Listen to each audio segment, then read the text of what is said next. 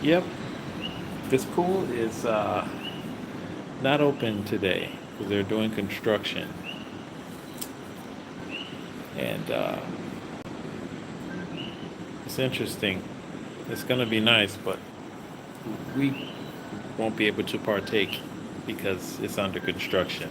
So it's no water in the pool at the moment. You got construction workers on the site, excavators. It's definitely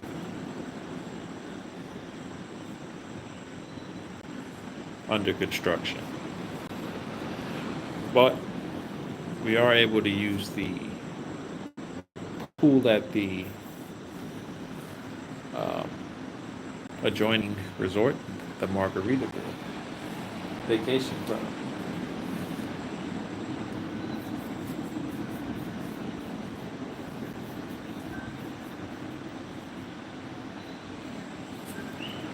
And that pool's pretty nice over there at the Margaritaville. I mean, it's probably the nicest Margaritaville we've seen. We've been to the one in the Virgin Islands. We've been to the one in Biloxi. The one in Biloxi, it's just old. It needs like an update to the pool area. I mean, it's got the lazy river and um, it's right on the water. But this particular Margaritaville here, it's just nice, man. The sand, the beach, the view. It's kind of like a bay. The sand is really nice here. We stayed at the Wyndham in Viva Wyndham, Azteca. It's like in Playa del Carmen. We also stayed at the Viva Wyndham Dominicus Palace. They do a really good job of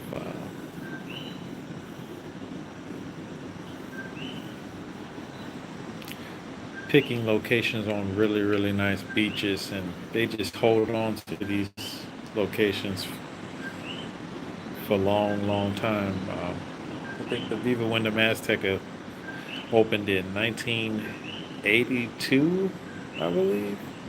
So it's been on that stretch of beach for a very long time. If you're looking for like 5-star service, that's not the resort to go to.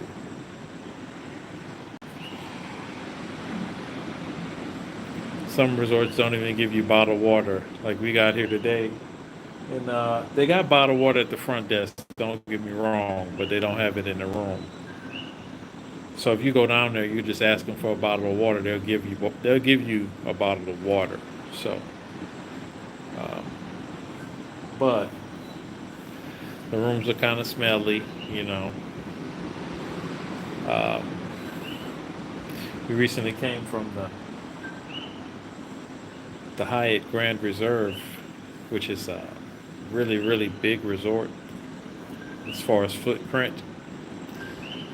If you stay at the Hyatt Regency Grand Reserve in Puerto Rico, try to stay close to the pool because they put us in a bungalow for New Year's Eve, bungalow 0600. And that's like all the way at the very end of the property. So it was a really long walk. They got golf carts to like kind of shuttle the people back and forth. But it's definitely not pedestrian friendly when those golf carts are coming. I mean, I had to step off the path into the grass just to kind of facilitate the traffic, you know. Um, but hey, my daughters loved the place. She loved the pool there. The food was overpriced and very terrible. I mean, if you need a toothbrush at the Grand Hyatt, it was $9 for a toothbrush. I'm like, bro, this is a regular, schmegular Dollar Tree toothbrush, and y'all trying to charge $9? Come on, for the toothbrush? Wow. You just go to the front desk. Usually they'll have toothbrushes, but the Grand Hyatt, well, the Hyatt Grand Reserve in uh, Rio Mar which is right up the way from here. That's where we stayed earlier. They definitely, they don't ever have any toothbrushes at the front desk that you could just go grab, you know. I like those toothbrushes too, because you just gotta, you could use them once and then throw it away.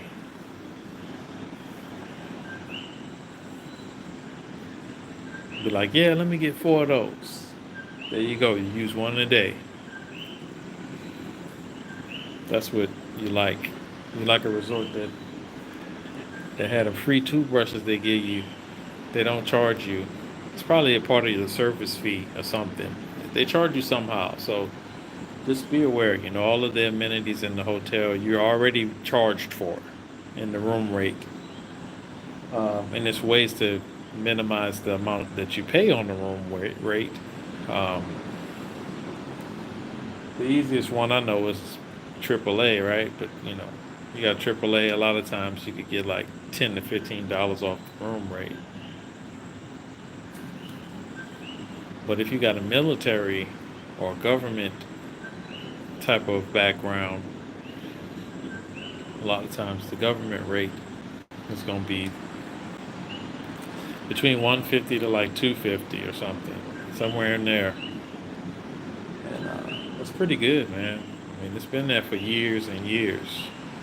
And some hotels, like 7, 8 years later, still have $150 government rate. It's never gonna be right during the busy time though. It'll be like in the off season or something. But yeah, if you got a city ID or some type of government ID, that's the easiest way to get a cheap room, you know. I wouldn't recommend like using a conference code. A lot of conferences will have like, they'll say, hey, we got this conference in Aruba, you know, and the room rate on the conference code that they give you is going to be like 20% cheaper than your lowest, cheapest room rate that you can find without using it. Because they have an agreement with the facility, you know, for so many people. I guess that's how they negotiate the price down, right? But if you're not planning on attending the conference or registering for the conference, then I mean,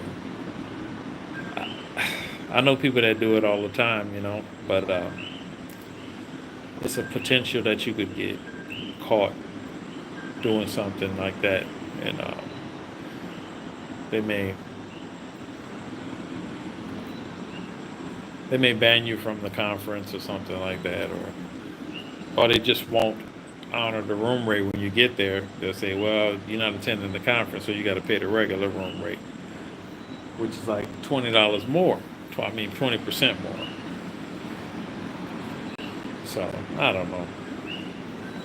We try to spend as little U.S. dollars on room rate as possible when we vacation. We want to keep those U.S. dollars and use them for like investment and things of that nature. We do like to vacation and we do like to go nice places, right? But you know, my wife and I, we definitely uh, we got a bucket list, of course. I mean, Tahiti, Bora Bora, the Seychelles, Santorini. It's a few places. Monaco. I still haven't been to Key West here in the U.S. I'd love to go there.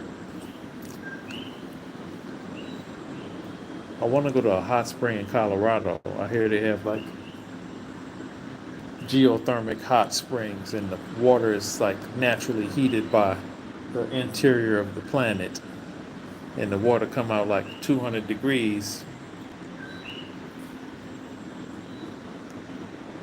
and they use that hot water to heat the building, the facility. They just pipe the hot water through the building, and it keeps the building warm during the winter.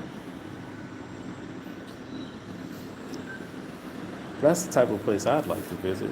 Go get some of that hot water on my body, just hang out in the hot springs. And you could do the cold plunge and then the hot water. Then go back and forth, get a little therapy that way. But yeah, the Margaritaville definitely have a hot tub, and it's nice. It's a pretty nice one. It's like a bubble tub. You know, some of the hot tubs they got direct jet right on your back, but this one's like produces that bubble type of therapy on your back, and it's really warm too. And the water is really, really brisk. I feel like the water about 60 degrees when you get in, but with the sun shining down, it's really refreshing. It's a really refreshing experience getting in the water when it's a little nippy. Keeps you cool in the summer, or keeps you cool when you visit places that are close to the equator. Yeah.